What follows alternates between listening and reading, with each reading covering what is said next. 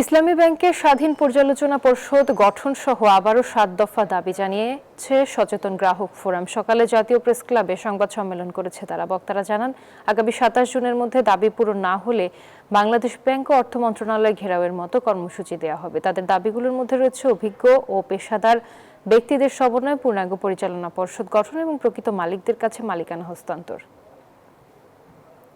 Bashundhara public school and college 2026 শিক্ষাবর্ষে ভর্তি চলছে। এই সমস্ত লুটেরা যারা আছেন তাদেরকে বিশেষ ট্রাইব্যুনাল করে বিচারের আওতায় নিয়ে আসতে হবে। ইসলামী ব্যাংকগুলোতে বিরাজমান যে আতঙ্ক, সেই আতঙ্ক দূর করে ব্যাংকিং খাতে স্থিতিশীলতা আনয়ন করতে হবে।